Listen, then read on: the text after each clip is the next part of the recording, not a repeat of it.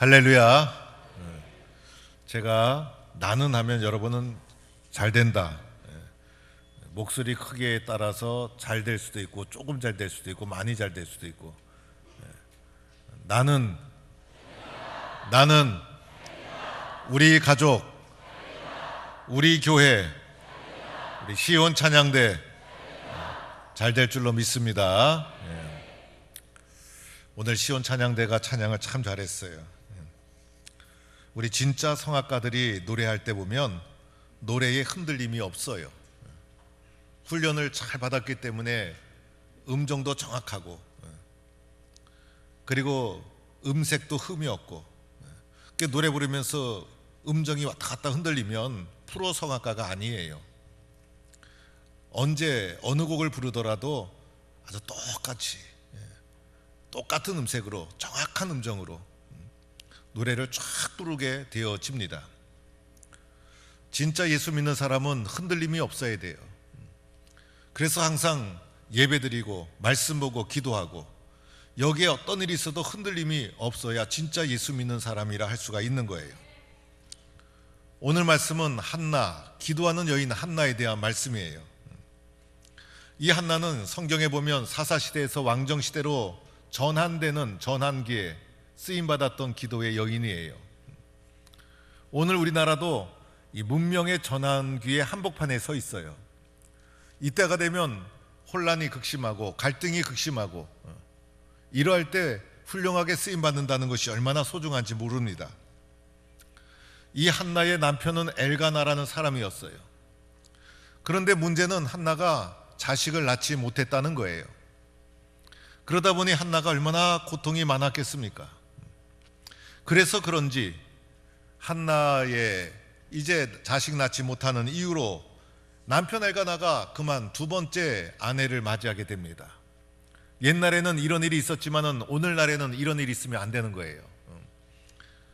그런데 두 번째 부인 분인나가 그만 자식을 쑥쑥 잘 낳는 거예요. 이 자식을 잘 낳게 되니까 분인나가 콧대가 쫙 올라가 가지고 첫 번째 부인인 한나를 쑤시기 시작하는 거예요. 그래서 이 여자들끼리 다툼이 일어나고 여자가 쑤시기 시작하면 이 보통 일이 아니에요. 그래서 성경에도 한나가 분인나를 가리켜 적수다 이렇게 표현을 해요. 그래서 적수가 되고 원수가 되어서 한나를 심히 격분시키고 흥분시키고 괴롭게 하게 된 거예요. 이때 한나가 받은 상황을 성경은 이렇게 표현합니다. 7절에도 보면 분인나가 그를 격분시킴으로 울고 먹지 아니하니, 마음이 격분됐다는 과격한 용어가 성경에 쓰여져 있고, 그로 말미암아 음식이 목구멍으로 내려가질 않았다는 것이죠. 마음이 괴로워서, 마음이 너무너무 괴롭고 견딜 수가 없었다는 거예요. 그리고 한나가 자신을 가리켜 나는 슬픈 여자라, 그래서 이 일로 말미암아 슬픔에 잠기고 우울증에 걸리고 마음이 절망에 떨어지고 이런 상황이 벌어진 거예요. 그리고 또한 한나가 이렇게 얘기합니다. 나의 원통함과 격분됨이 많기 때문이니이다. 마음에 원통함이 생기고 격한 분노가 일어나고, 이것이 한나가 처했던 상황이었습니다. 만약 여러분이 이러한 상황이라면 어떻게 하게 되었을까? 인생을 살면서 한 번쯤은 이런 감정의 격동함, 원통함을 겪어보고 살아왔을 거예요. 또 인생을 살다 보면 피눈물이 난다 이런 표현도 있지 않습니까? 이 모든 것은 한나가 자식을 낳지 못했기 때문에 일어난 일들이었죠. 그런데 오늘 성경에 보니 한나가 아들을 낳지 못한 것, 임신하지 못하게 된 것, 그 이유가 나오게 됩니다. 그 이유를 살펴보니 여호와께서 그를 임신하지 못하게 하셨다는 거예요. 하나님이 아니 한나를 사랑하고 축복해 줘야지 왜 이렇게 한나에게 임신하지 못하게 하는 고통을 안겨주었을까? 거기에는 몇 가지 이유가 있지 않았을까? 하나님이 때로는 우리의 길을 막고 있다는 거예요. 내가 보기에는 이 길로 가야 잘 될 것 같은데 이 길로 가려고 하는데 그 길이 열리지 않는 거예요. 그 이유는 하나님께서 막으시는 거예요. 왜 그럴까? 내가 보기에는 좋은 길이지만은 하나님 보시기에는 망하는 길이에요. 그래서 하나님이 그 길을 나를 사랑하셔서 막고 있다 볼 수가 있는 거예요. 또한 하나님이 고통을 주시는 이유가 뭘까? 고통을 통해서 하나님의 사람으로 나를 빚어가는 거예요. 여러분 예수 잘 믿으면, 여러분 평안하면 예수 잘 믿을 수 있을까요? 여러분이 마음에 고통도 없고 근심도 없고 걱정도 없고 풍성하고 풍요로워서 아무 부족함이 없다면 여러분 예수 잘 믿을 수 있을까요? 그렇지가 않더라는 거예요. 그래서 고통을 통해서 나는 연약한 존재이구나, 내가 할 수 없는 것이 있구나, 나의 연약함을 인정하고 하나님을 의지하라는 신호가 이 속에 있는 거예요. 그래서 고통 속에서 하나님을 의지하고 하나님과의 관계를 회복하고 그래야 하나님의 사람이 되어지는 것이지, 고통 속에서 하나님을 찾지 않는 사람은 가장 불행한 사람이라 할 수가 있는 것입니다. 한나가 이러한 고통 속에서 원망하면서 세월을 보냈더라면 어떻게 되었을까? 한나의 인생은 너무나 소중한 인생인데 아무 의미 없이 끝나고 말았을 거예요. 그런데 이때 한나가 잘한 것이 있었죠. 오늘 말씀에 보니 한나가 누구를 찾았어요? 하나님을 찾았어요. 여호와 하나님을 찾았던 거예요. 주님 도와주세요라는 마음으로 자신의 문제를 자기가 끌어안고 신음하지 않고 원망하지 않고 그 문제를 가지고 하나님께 나간 거예요. 그리고 나가서 하나님께 기도하기 시작한 거예요. 하나님께 가지고 나가 기도하는 순간이 한나가 인생에서 가장 잘한 선택이에요. 가장 복된 선택이에요. 이 고통과 시련을 통해서 인생이 바뀌는 순간이에요. 기도하면 인생이 바뀌고 괴로울 때 하나님 바라보면 하나님이 도와주시는 거예요. 찬양 가사 중에 이런 가사가 있죠. 괴로울 때 주님의 얼굴 보라, 평화의 주님 바라보아라, 세상에서 시달린 친구들아 위로의 주님 바라보아라, 힘이 없고 내 마음 연약할 때 능력의 주님 바라보아라, 주의 이름 부르는 자는 힘주시고 늘 지켜주시리. 얼마나 은혜로운지. 힘들고 고통이 찾아올 때 하나님께 가지고 나가는 성도가 될 수 있기를 축원합니다. 자, 이렇게 하나님께 가지고 나가서 맨 먼저 한나가 한 것이 무엇이었습니까? 통곡하며 하나님 앞에 가지고 나가니 그냥 눈물이 쏟아지는 거예요. 그래서 눈물이 쏟아지면서 한나가 기도하기 시작하는데, 그런 가운데 여호와 앞에 오래 기도하고 또 간절히 기도하고, 그런 가운데 한나의 기도 중에 두 가지 특징을 여러분에게 말씀드리고자 합니다. 한나의 기도를 보면 첫 번째 특징은요, 여러 가지가 있지만은 첫 번째 특징은 저는 한나의 기도 속에서 서원하여라는 기도를 보았어요. 서원하였다는 기도가 한나의 기도에 특징적으로 나와요. 다른 분의 기도 속에는 서원하여라는 단어가 잘 나오지 않아요. 이 서원하여라는 단어가 무슨 뜻일까? 이것은 단단히 약속했다는 거예요. 하나님 앞에. 이 한나가 하나님 앞에 단단히 약속하는 기도가 도대체 무슨 기도일까? 하나님 앞에 하나님 아들 주세요라고 단판 짓는 기도였을까? 우리 피조물인 우리가 어떻게 하나님과 여러분 단판을 지을 수 있겠어요? 이 기도를 어떻게 이해해야 되는가? 저는 이 부분을 묵상하면서 이 부분을 이렇게 이해했어요. 여러분, 이 단판의 출발은요, 하나님과의 대화라는 거예요.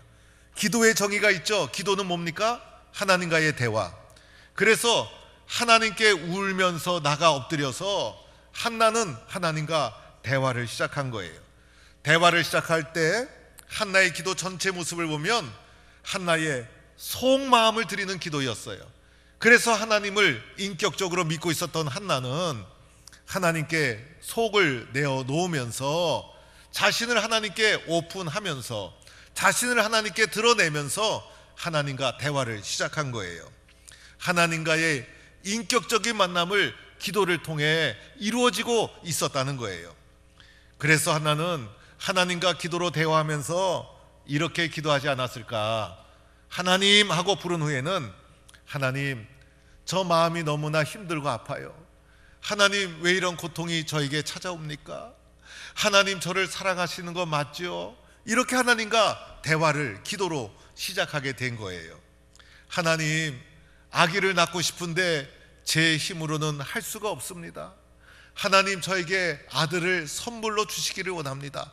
이렇게 자신의 연약함을 하나님 앞에 내어놓고 대화로 기도를 하기 시작한 거예요. 그러다가 이 기도가 점점 깊어지면서 그때마다 하나님이 한나의 마음속에 응답해 주시고 대답해 주시고, 마침내 한나의 마음속에 하나님의 도와주심을 느끼게 되고 경험하게 되고, 그래서 마지막에 한나가 결단하며 기도한 것이, 하나님, 만약 저에게 아들을 주시면 그 아들을 하나님께 평생을 드리겠습니다. 그 머리에 삭도를 대지 않겠습니다. 이렇게 하나님 앞에 결단의 다짐을 올려드릴 수가 있었다는 거예요. 하나님과의 속 깊은 대화의 과정의 결과, 서원, 단단한 결심을 하게 되었다는 거예요. 이 대화라는 것이요, 대화하다 보면 길어지잖아요. 특히 여자분들은 대화가 길잖아요. 전화도 여자분들은 1시간 정도 전화한 다음에 끊을 때는 중요한 것은 만나서 하자 그러면서 끊는다고 합니다. 남자분들은요, 전화 통화를 해도 3분 이상을 안 넘어요. 남자들은 할 말이 없어요. 그런데 한나의 기도가 길어진 이유는 하나님과의 대화가 깊이 진행되었기 때문에 마지막에는 결단의 다짐, 기도를 올려드릴 수가 있었다는 거예요. 여러분, 이 하나님께 대화하고 하나님의 위로를 구하는 성도가 될 수 있기를 바랍니다. 제가 작년에 헌금 봉투를 이렇게 보다가 성도님 한 분이 헌금 봉투에 쓴 글을 보고 제가 너무나 감동을 받은 적이 있었어요. 그분이 헌금 봉투에다가 글을 쭉 썼어요. 무명으로요, 무명으로. 그리고 거기다가 아프리카에 포항동북교회가 100주년이 되었는데 이제 교회를 하나 세웠으면 좋겠습니다 라는 글을 썼는데, 교회 건축기금으로 100만 원도 아니고 200만 원도 아니고 자그마치 5천만 원을 무명으로 넣어서 헌금을 하셨어요. 그래서 제가 너무나 궁금했어요. 이분이 도대체 누굴까? 이 정도 헌금하실 분은 제가 다 아는데 도대체 누굴까? 그래서 이리저리 제가 알아보려고 수소문을 했는데 알 수가 없더라고요. 그래서 제가 알지 않기로 다 접었어요. 이분이 익명으로 낸 이유가 있구나. 그래서 무명으로, 익명으로 내서 하나님께 영광을 돌리고자 하는 귀한 마음을 그대로 받아서, 알려고도 하지 말고 또 알아도 아는 척 하지 말고 그냥 모르게 익명으로 이것은 해야 되겠다, 마음에 그렇게 결심을 했어요. 그리고 나서 이거 잘해야 되겠구나. 왜냐하면 이 돈이 있는 곳엔 꼭 시험이 따라오고 또 문제가 따라올 수 있고, 그래서 이거 잘해야 되겠구나 하고 쭉 기도하던 중에 작년 이제 말에 제가 아프리카를 다녀올 기회가 있었어요. 그 아프리카를 가면서 이렇게 여러 나라를 살펴보면서, 하나님이 동북교회 100주년 기념으로 교회를 잘 건축하라고 나에게 아프리카를 미리 견학 보내셨구나. 그래서 아프리카 선교지를 쭉 둘러볼 수 있는 기회가 생겼어요. 그리고 나서 더 신중히 이거 잘해야 되겠구나 기도하는 중에 아프리카 선교지를 탐방하고 오니까 제 마음속에 더 부담이 되어지고 또 신중하게 기도하게 되고, 그러던 중에 제 마음에 이런 생각이 들어오는 거예요. 너는 왜 한 푼도 내지 않느냐, 이런 하나님의 마음이 제 마음속에 들려오는 거예요. 그러고 보니까 제가 5천만 원짜리 교회를 지으려고 했어요. 5천만 원 딱 맞춰서 지으려고 했어요. 그 5천만 원 헌금 받고 4천만 원짜리 지을 수가 없잖아요. 그런데 5천만 원에 딱 맞춰 지으려고 하니 여러분, 그게 지을 수가 있겠습니까? 하다 보면 건축이라는 게 6천만 원짜리도 있고 7천만 원 들 수도 있고 알 수가 없잖아요. 그래서 제가 기도하는 중에 하나님께서 이런 마음을 주시는 거예요.